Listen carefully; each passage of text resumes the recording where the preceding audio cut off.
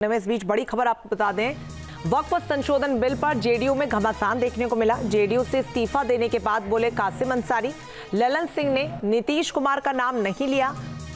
गलत धारणा बनाई गई कि बिल मुसलमानों के पक्ष में है। कासिम अंसारी ने आगे कहा कि इससे मुसलमानों को ठेस पहुंची है।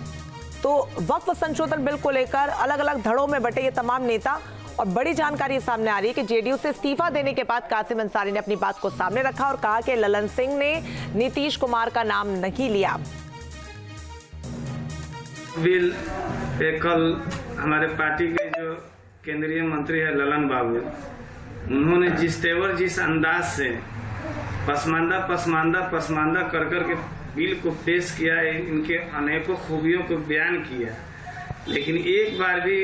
आदरणीय नीतीश कुमार जी का नाम नहीं लिया। मोदी जी, अमित शाह, किरेन रिजिजू इन्हीं के कसीदा पढ़ते रहे और तमाम मुसलमानों के बीच जो है, खासकर पसमानदा मुसलमानों के बीच ये भ्रम फैला रहे थे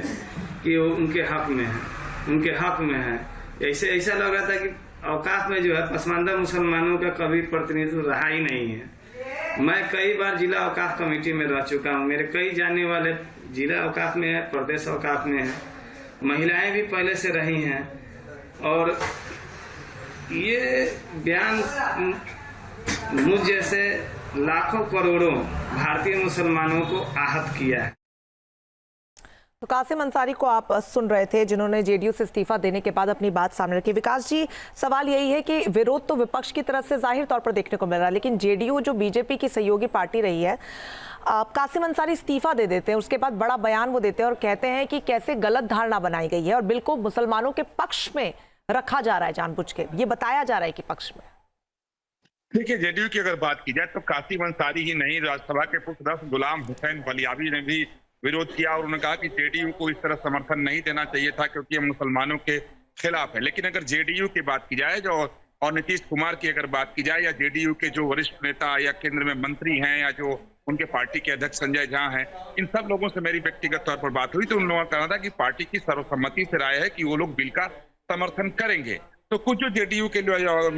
नेता हैं और खासतौर पर जो मुस्लिम समाज के लोग हैं, वो लोग इसका विरोध जरूर कर रहे हैं। तो देखने में ऐसा जरूर लग रहा है कि जेडीयू में दो फाड़ है। लेकिन जेडीयू के वरिष्ठ नेताओं की बात की जाए, अगर मुख्य पार्टी की बात की जाए, नीतीश कुमार से लेकर और दिल्ली में जो उनके नेता हैं, केंद्रीय मंत्री हैं या पार्टी के जो अध्यक्ष हैं, अगर उनकी बात की जाए तो उन लोगों का साफ तौर पे कहना है कि हम लोगों ने सोच समझकर नीति तैयार करके ही इस बिल का समर्थन किया है, क्योंकि हम लोगों ने अध्ययन किया है कि ये मुसलमानों के खिलाफ नहीं है। और उसके बाद ही सदन के अंदर भी ललन सिंह ने अपना भाषण दिया और जोरदार तरीके से का समर्थन किया। तो हाँ, ये जरूर है कि चाहे वो गुलाम हुसैन बलियावी हो या दूसरे लीडर हो, इन लोगों के विरोध से जेडीयू के अंदर एक विरोध का स्वर तो जरूर दिखाई दे रहा है। और इस बात को लेकर के हालांकि जेडीयू के कई सांसद लोग हैं, वो चिंतित नजर आ रहे हैं कि इस बिल के पास हो जाने के बाद बिहार में जो उनकी राजनीति होगी उसका रास्ता थोड़ा कठिन जरूर हो जाएगा। लेकिन दूसरी तरफ उनका ये भी मानना है कि इससे अगर पिछड़े मुसलमानों को लाभ होता है, महिलाओं को लाभ होता है,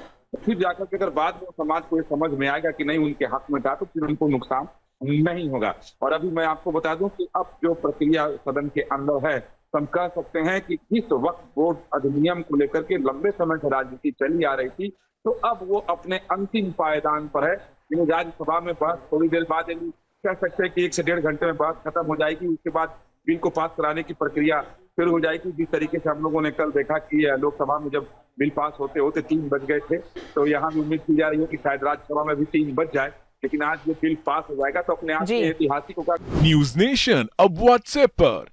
खबरों की ताजा अपडेट के लिए न्यूज नेशन के इस QR कोड को स्कैन करें।